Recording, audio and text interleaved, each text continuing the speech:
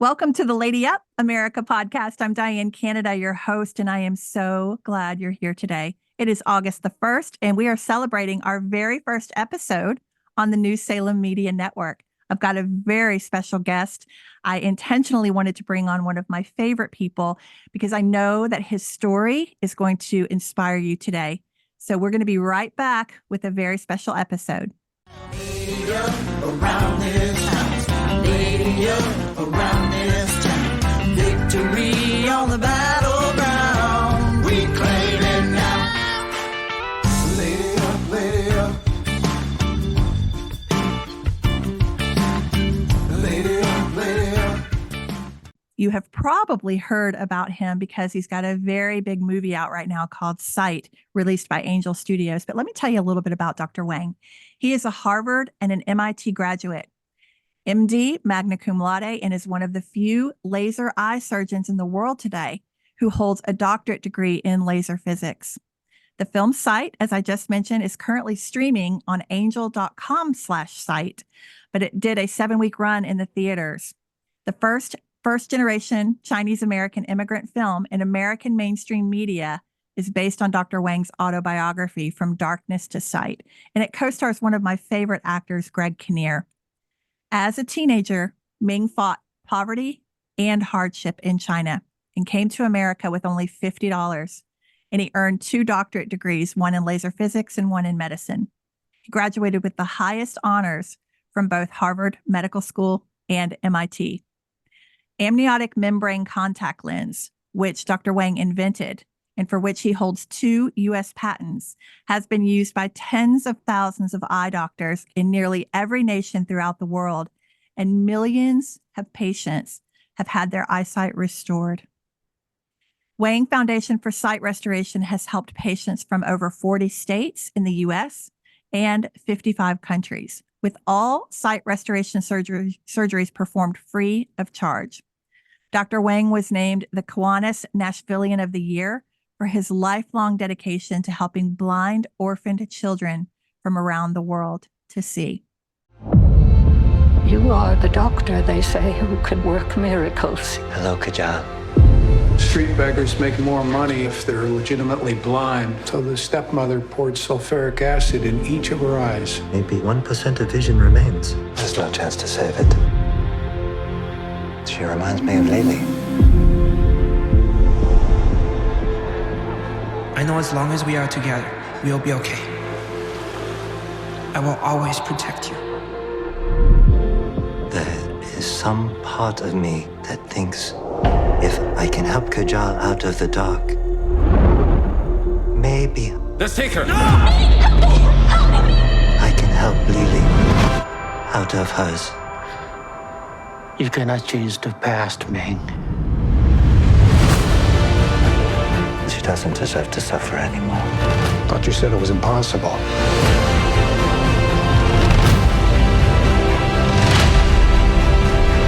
I have to succeed. I'm with you, Ming.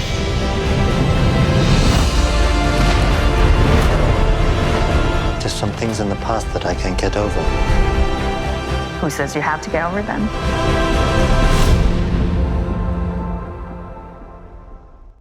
I can't wait for you to meet him. He's also the president of our Lady Up America Founders Club. Please welcome my friend, Dr. Ming Wang. Hello, Dr. Wang. Hello, Diane. Thank you for giving me the wonderful opportunity to be your first episode of your new Salem Media. You're very welcome. I couldn't think of anyone better to ask than you. You have been in our corner here at Lady Up from the very beginning, and we wouldn't be here without you. So thank you so much.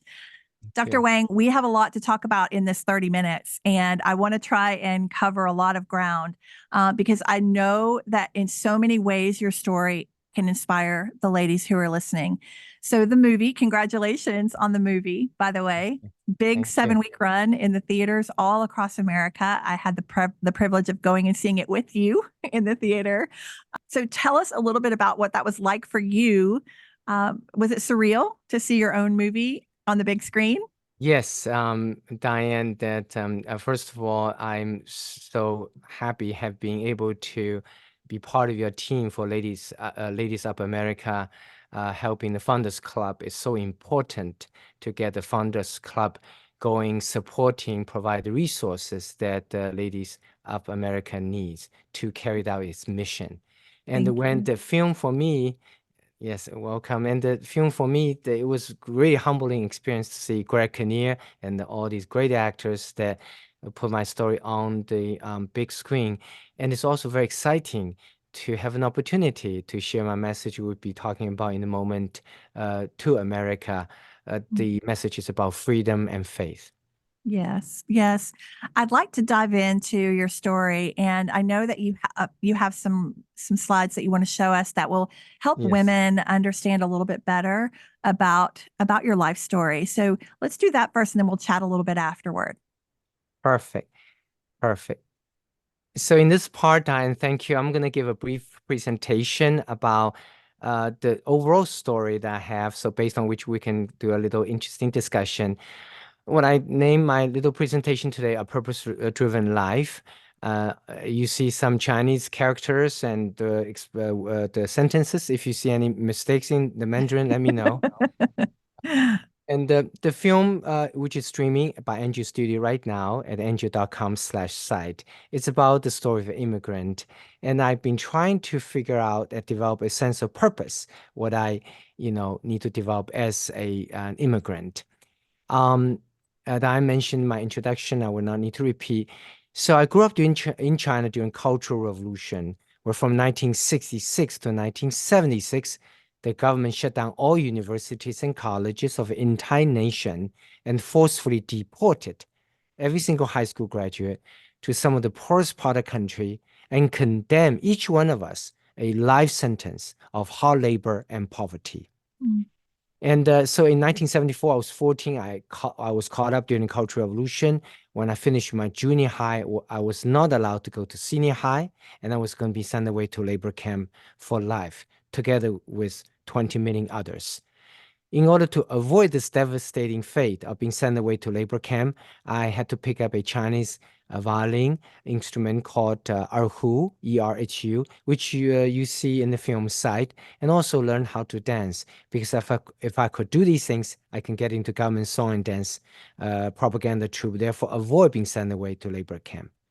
That didn't work, but I got lucky. 1976 came, Cultural Revolution ended, and China reopened all its colleges, and I got a chance to apply for college, even though I never have gone to high school. Fortunately, my parents helped me, and they made me study really hard. So 1977, I got lucky. I got into Chinese University of Science and Technology in China to study laser physics. And in 1982, I came to America. Just as in the film site said, together with two other guys, we were called the Three Musketeers because we dressed funny. And I had the Chinese English dictionary, knowing no one in this country, with only $50 and could hardly speak English, even though I was nearly penniless, but I was happy because I was free. I went to University of Maryland, got my PhD in laser physics, finished a postdoc at MIT, and then I wanted to go to medical school, and I was actually discriminated against, and we talked about that in one of your prior episodes. And so finished the postdoc at MIT laser physics. I went to, got admitted to Harvard Medical School at MIT, who joined MD program.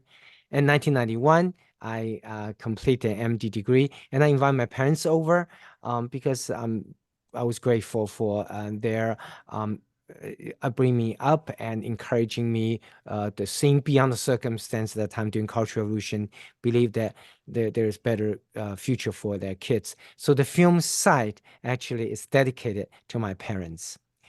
And the reason I got 2 doctorate degrees is medicine today is very technological. So you need to know medicine and the technology. So I got the PhD degree in laser physics and MD because I want to be a unique laser eye surgeon, knowing not just medicine, but also laser physics.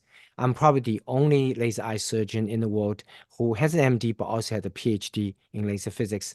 I perform over 55,000 laser vision corrections, including on over 4,000 doctors. So 10 years ago, I wrote a book, From Darkness to Sight, about the journey of these blind orphan children, their journey from darkness to sight that our foundation have been able to help, but also at the same time, how these kids have also helped me, their eye doctor, to come from my own darkness to light spiritually. This is a Chinese version of it. And so eventually was made in the movie. And I actually brought the film around the United States, showing to churches throughout the United States, did a 365-day national side tour, 40 states, nearly 500 shows to 50,000 audience, and each weekend 5 shows, audience, and then give a testimony afterwards. Audience range from 100 per or so per show to as many as 2,100 per event. So a friend joked that you are conducting a presidential campaign, Ming. I said, well, that's what they did, right? They usually go to the place every week and put up rallies. I said, I'm campaigning, all right, but I'm campaigning for freedom and faith. And through the story of immigrant. And these are the states that I've been to over the 365 days, 40 states, 500 shows, 50,000 audience. Telling our stories as immigrant, appreciating America, freedom and faith, but also telling Jesus stories, because film sites through the amniotic membrane contact lens story shows that science and faith do work together. And the Angel Studio picked up film and in February of 2024, and they had a Memorial Day release for 7 weeks. Now in streaming now, and one can visit angel.com/site, and you can see this film site, and as well as Sound of Freedom, The Chosen, other films. And really, this film was made by for our next generation kids, to make them appreciate what they have in America and work harder. This is in Mandarin Chinese. I usually tell folks that you can, streaming the film, $12, and see this film as well as others with Chinese, sound and characters. In terms of purpose of life, I've learned 5 things in life. That as an immigrant, as American, how I can contribute, how can I pay back as an immigrant for the wonderful things that I've been able to receive, the freedom and faith in America. The first is to share. I think God wants us to share what we have, each of us. And as an example, sharing that I published 10 textbooks about technological aspect of eye surgery to help surgeons improving their weak area, which is technology. They're all strong in medicine with MD, but few had PhD degree laser physics. These 7 of them translate Mandarin Chinese. Another example is I invented the amniotic membrane contact lens, which is the story of which was told in the film Sight. After I did that, I got a patent, but I decided to donate the technology to the world.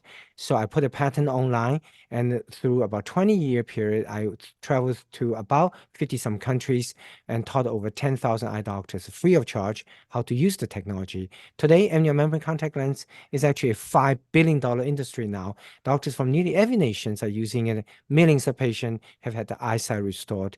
Even though I did not make any money myself in the entire invention, but because I donated to the world, the patent, but I'm happy to do that because I came to America with nothing.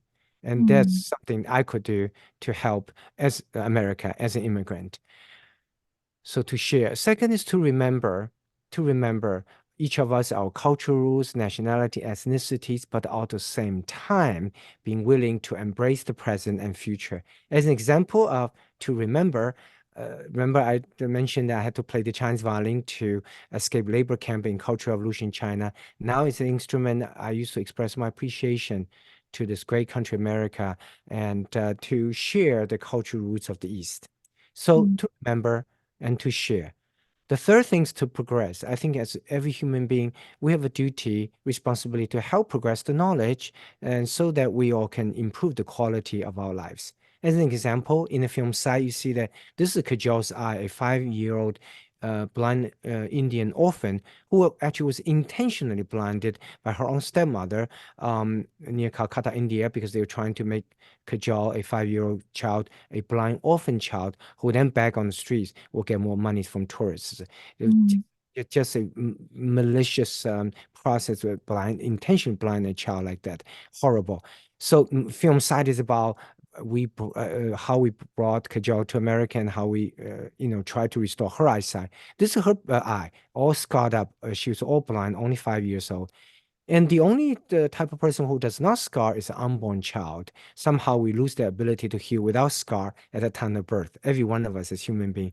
But how do you do research on fetus to understand how we can learn how to help our patients to restore eyesight, to heal without scar, but at the same time preserve fetus life?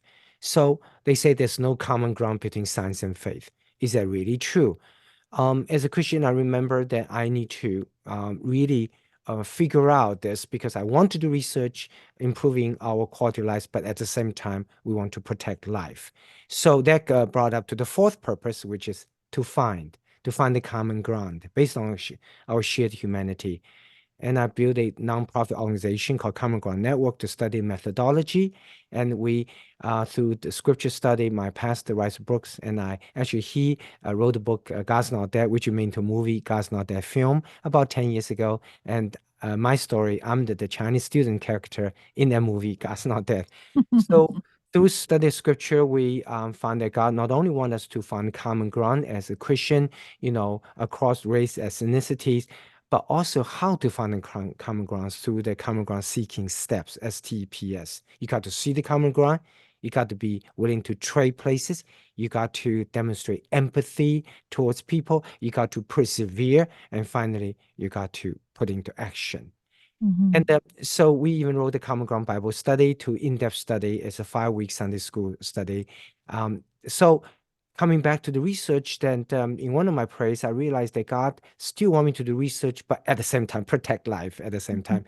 So maybe to use the piece of tissue amnion membrane, which used to surround all of us before birth, and that may be what gave rise to the fetus, the ability to heal without scar.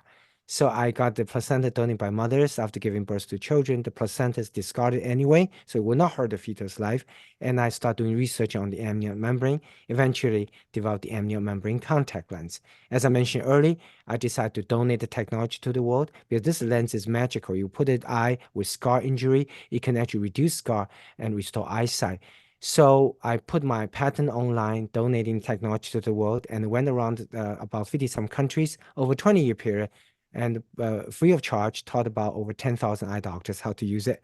So today, amnion membrane contact lens is a $5 billion industry now, and doctors from nearly every nation are using it, and millions of patients have eyesight restored. So I'm very happy to see that God, through this example, God wants science and faith to work together, and I'm happy to do what I can as an immigrant to pay back and to help.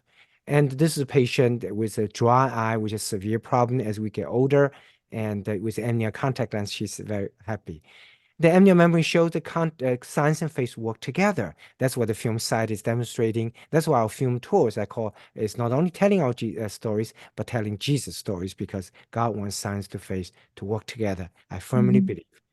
I live in Nashville, Tennessee, as you do, Diane, Music City, our center with some of the best technologies. And I published paper in the journal Nature, served the US FDA before, and we train surgeons from around the world. And we use technologies, these 4 technologies, to treat all 5 human conditions: nearsightedness, farsightedness, astigmatism, presbyopia, and the cataract of age from 18 to 107. And we can treat all of them and using weekly educational Zoom in the upper right corner. And these are the textbooks I published, and also Chinese. Living in Nashville, Tennessee, I might share my star patient, Dolly Parton, Nicole Kidman, Ashley Judd, and others. I actually performed the first LASIK or laser in China, trying to help China as well improve the quality of care. Today, our patients from all over the world, pretty much for 50 states and 40 states and 55 countries, we report the U.S. News and Forbes magazine. So the last purpose is to help. I think each of us, we need to do what we can to help those, especially those who need the most help. And that's why I use the dancing skill learned during Cultural Revolution and to create the concept called the eyeball to help our foundation, to help patients. And when you can see the eye, come to see eyeball, you see beautiful dancing. But the point is that remind you how beautiful our life is, because we can see, and how much we need to help those who have lost sight. And this our foundation help patients from all over the world, including Kajal and Maria's that described in the film site. Participating in American Mainstream Society, Diane, you and I serve both on Tennessee Immigrant Minority Business Group to help connecting, which is a part of the mission of Lady of America, right? Connecting ladies from Latinos, Asian American, African American, white. We all have a purpose, want to help America. And that's our common ground. And I give presentation in churches on Sundays, talk about science and faith, and stand up for right. This National Wedding of the Year, you mentioned that I'm very honored to be awarded that, and teaching at the Trevecca University. So a purpose-driven life, I realize science is a tool, and the faith in Christ is a purpose. And for me as an eye surgeon, the purpose that God wants me to use my skill for, the most important is to help those who need the most, blind orphan children. So that's why I'm doing it, is because that's God-inspired purpose. And so to share our knowledge, to remember our roots, to progress human knowledge, and to find common ground and to help. And the singular inspiration behind all these 5 purposes that I've come to realize for me as a Christian is what God really wants each of us Christian to do is, as human being, what I want to do, the inspiration behind all these 5 purposes is just one singular purpose, which is to make the world a better place to live. Beautiful. That's so beautiful. So, Dr. Wang, okay, I've known you a long time now, and I do consider you to be my brother. So I have intimate access to be able to understand how far you've come and your heart and all of that. And what I want the women who are listening today to catch from what you just gave is that you came here grateful. One of the things that you say often is that those who appreciate freedom the most are those who didn't have it before. And you understand and appreciate that freedom so much more than even Americans who've lived here all of our lives. We can tend to take things for granted when we've always had it. So I think that appreciation is key. Also, the fact that you came to give, not get, that you came to contribute. And, of all the time I've known you, that's the first time that I heard that you donated those patents. I didn't realize that. I thought I did not. So you could have made billions of dollars off of that, but yet you chose to donate it. So that is a servant's heart. And that's the thing that I love most about you too, is your servant's heart. And then how you talk about science and faith complement one another. They don't contradict one another. So the purpose of our lives, I heard someone say recently, our purpose is different than our assignment. That our purpose is to love God with all of our heart, to grow to know him and love him with all of our heart, and then to love our neighbor, to turn around and love each other. And like you just said, make their lives better. Then our assignment is what we do, how we do it. So in your case, you happen to be a world-class eye surgeon who is restoring physical sight to the blind. But your purpose is your heart for God and for the people that you encounter every day. And so I love that about you. You really exemplify that. Thank you. Thank you.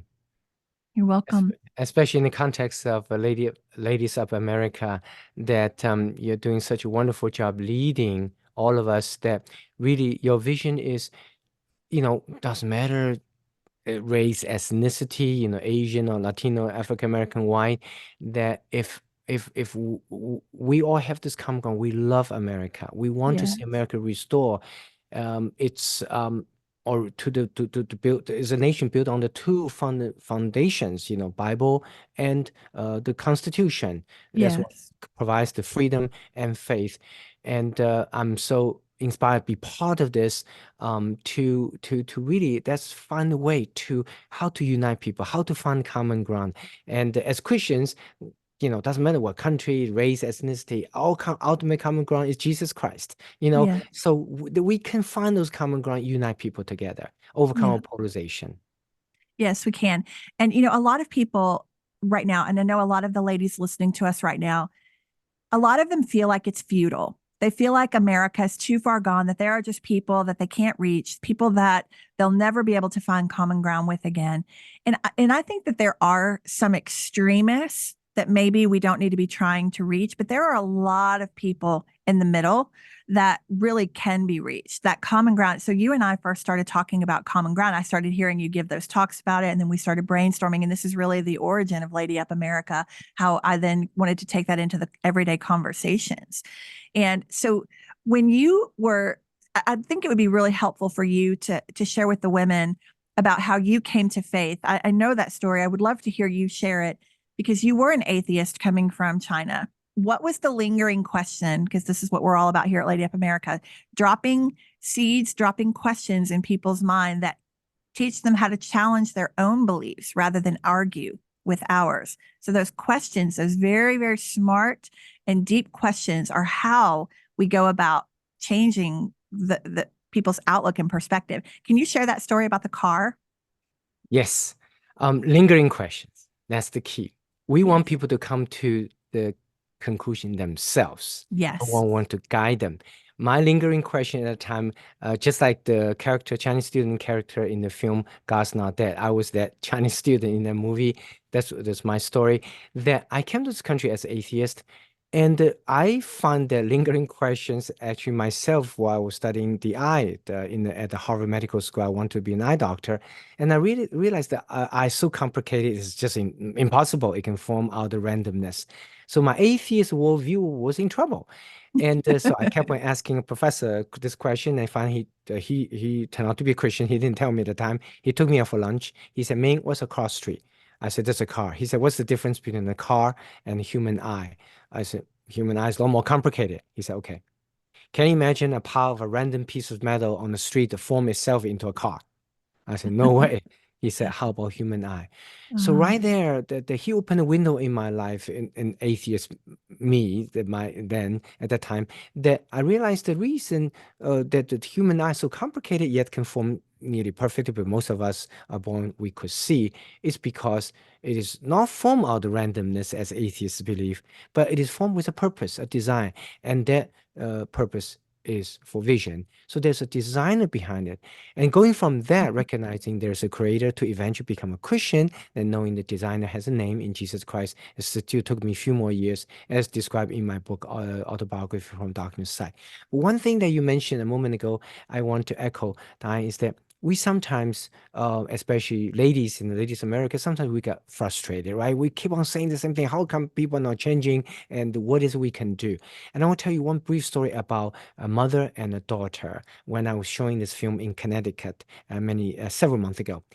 That after the film showing, these mother and daughter came up. The young lady is about 19 years old. She was born in America, so she's what we call ABC, American-born Chinese. And her mom is like me, in her 50s and first generation, struggled, came to this country. And they came up to me, and this 19-year-old who, it's like many other youngsters today, they they believe some of the leftist viewpoints, and they indoctrinated by pop culture. And so mom had a hard time in trying to talk her daughter into some of the traditional values America used to hold. So I found out about this later after talking to them. But when they came up to me, I didn't know them before. The young lady told me, when they both stand in front of me, she said, "Dr. Wang, I'm 19 years old. I was born in this country, but ever since I was born, mommy then always said, oh, Nancy, you should appreciate what you have. We work so hard to create a family. Then you should understand America is built on this foundation. People need to contribute and work. Okay, it's not a country based on handouts, but we work so hard. Your dad and I, but." The young lady said, Nancy said, "I couldn't feel it because I never experienced what my parents have gone through." Right. But she said, "Today, after watch this film, Side, Dr. Wang, seeing my parents in my age now, then, their struggle, their hardship." And she said, after seeing all that, for the first time in my life, I began to understand my mother. That's So the beautiful. point is the power of stories. Yes. power of stories. That's how we can connect to people. That's how we can break the walls. We tell our stories together. We can heal together. It's through emotion. And Yes. because it's not through preaching or just yelling and shouting, say, you got to believe that. No, let them feel, let them get a taste a little bit what we have gone through, what it means to protect freedom and faith as such. So this little story shows that perhaps by telling stories, share Yes. emotions, we can find that common ground. Yes, we sure can. For those ladies who might be new today, who have never heard of Lady Up America, who are listening and learning about this for the first time, we have 3 steps in Lady Up. Is the first is housekeeping, where we're making sure that we are walking out that fruit of the Spirit, and we're our relationship with God is not just a religion, it's actually a relationship. So making sure that we are attracting people by our own behavior. We can be angry and fearful and all of these things. God didn't say we wouldn't feel those things. He just said we don't act on them, and we keep that joy of the Lord, which basically means that no matter what's going on in this world, God's still on the throne. And so it's our perspective and our own heart check that we need to make sure we are walking that out. Our second step in Lady Up is always entertaining. So it's leaning in and being a curious listener and listening to someone else's viewpoint, finding that common ground. Dr. Wang, every time I teach on this, early on when we were first forming Lady Up America, and you were very much a part of that, I really leaned on those common ground steps that you taught about how we're not in that step. We're not trying to offer our judgment or our opinion or anything. We're just trying to understand where the other person is coming from, because in that curiosity, it will naturally uncover common ground. And then then that kind of paves the way for compassion. That's where your compassion can start to bubble up, and you can see, wow, this person really did go through something that formed their worldview, and I can relate to that. And then that third step is the gardening piece, where we're planting seeds, and those seeds come in the form of lingering questions, like you just so eloquently gave an example of. So that is how we win them. It is not coming in and pointing our fingers and shouting and even just trying to lecture or convince. Our job is not to convince. It's just to plant seeds and release the outcome to God. Like in your story, that professor who led you to Christ really was that was a huge lingering question and a seed that was planted. But he probably didn't stand over you and wait for you to transform in front of them. I'm sure it took a couple of days or a couple of months, maybe, for more people to come across your path that watered that seed.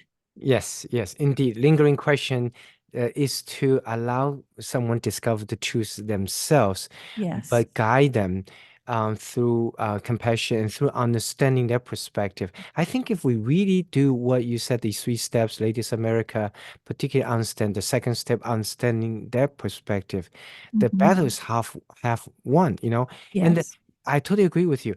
There's a 10% people on either extreme, but 80% of America, 80% are the silent majority. And Yes. many of them that we can do so much to really affect those people through storytelling, through emotional reconnection, through Yes. listening to their perspective, through not judging, through implanting seeds, and through our compassion and caring. And I think it's so important. We can feel something's upsetting or something, right? But we have to be able to relate to people in a gentle, compassionate way. In fact, I think in a so unprecedented divided nation today, it is a historical opportunity for all of us, especially Christians, to behave differently. Yes. Not be one of those bad polarizers, but be one of those few people who recognize that we want to set an example, just like Jesus Christ. He is the ultimate common ground, all the Bible seeker, all the Bible stories that, he showed that he did not have the dine with the high priest. He dined with the lowest people in the class, in the society, so he always trying to find the common ground. When he asks Jesus a question, Christ always to tell you parable, it's like, let you feel it. What is the point? Right? Yes. Those are the methodologies we need to learn. So Christ is the ultimate common ground seekers. And if we all Christians behave differently, then we have an amazing opportunity to lead by example, being a Yes. common ground finder. Yes, 100% agree. The fastest way to lose our influence is to be hypocrites or to be offended all the time or to, contradict ourselves. We've got to be behaving better. We've got to set the example. We are Christ's ambassadors, and that's a high standard. And it's not something we can achieve on our own. Only the Holy Spirit can prompt us and guide us and help us grow into that. But that is the ultimate goal. Dr. Wang, I know that you have 3 books that we are going to focus on here for a minute because you have been, you've offered something very generous. Can you tell us a little bit about that? Yes, I have 3 books that's relevant in the context of today's discussion. One is my autobiography, From Darkness to Sight, based on which the film Sight is made. And we usually sell the book for the foundation. Please go to foundation can help more blind orphan children. But for Ladies America guests said that who people participate in Ladies America activities, we can give their book out as a little gift. Second is a book called Sight Bible Study, and that's a booklet we normally also sell that to help. Actually, it's also on the NGU's website as merchandise. But for Ladies America guests, we also want to give as a little gift. It has to do with sight. It's about seeing beyond. So it's a universal theme across, not just immigrants, but everybody, all Americans, all human beings, seeing beyond our pain, circumstance, ourselves, our own culture, and our polarization. And the last book we want to also put in, that's a book also typically is on sale when I give our presentation and talks, called Common Ground Bible Study. We want to put in as a gift as well. It's a 5-week Sunday school study that each week cover one of these Common Ground Seeking Steps, STEPS, see Common Ground, trade places, empathy, perseverance, and finally seek Common Ground, put into action. And I want to throw that in because we want to encourage people to use the Sight movie Bible study to get the theme of the movie Sight, using Common Ground Bible Study as a tool to combine with the 3 key points of Ladies America. How do we actually practice it? The common ground seeking steps. How do we actually do it in finding common ground with people? And finally, the book Sight is where the autobiography From Darkness Sight is where the film Sight is based on. I think give a complete story of my story as an immigrant, why I believe that in today's divided nation, we need to recognize what America is truly about. That is the original definition, which is about freedom and faith. And why I believe that the story of immigrant who used to not have freedom is so important, and why I believe that if we say we love this country, love America, it's not just something we just say it, we have to do it. And the action proving that we love America is, are we willing to work together? Are we willing across political aisles, racial divides, and ethnic divisions for the sake of God and the sake of United States, America? Oh, it's beautiful. Wow, what a gift. So ladies, Dr. Wang, that's so generous. Thank you so much for that. You're welcome. So we have a book club that we are offering from my Lady Up America book that was just released this year. So what we're inviting you to do, ladies, is raise your hand and say, I will host a book club in my living room. I'll bring in 5 women, go through the Lady Up America training book, and there's a workbook that goes with it where you can easily get through the book. Within a couple of weeks, you could have it done. But what Dr. Wang just did is he included his resources also. So when you order that kit from us, we will include those 3 books as well. So you can get the storytelling perspective and all of these common ground seeking steps and the study guide Seeing Beyond as an accompaniment to the Lady Up America training. I think with those all those resources together, you will be a powerhouse influencer in your circle of friends. This is something that you can do right now that doesn't change your life one bit. All it does is change your conversations. So learning how to have masterful conversations and win people to our values, that is the path to restoring our country to God so that he would heal our land. So I invite you to do that. So go to ladyupamerica.com and sign up for the book club. And then Dr. Wang's generous resources will all be included in your kit. And again, thank you for that, Dr. Wang. We really appreciate that so much. You're welcome. It has been my pleasure visiting with you today. Always a pleasure. I always learn so much. And it's just a great reminder of a servant's heart and the true meaning of the American spirit. You have overcome innumerable odds, and you are truly the American dream in real life. It's just my honor to call you a friend, and it's my honor to have you today. Thank you. Thank you. Thank you, Diane. All right, ladies, we will be back tomorrow. Thanks for tuning in today. And whatever you do, make sure, lady up. See you tomorrow.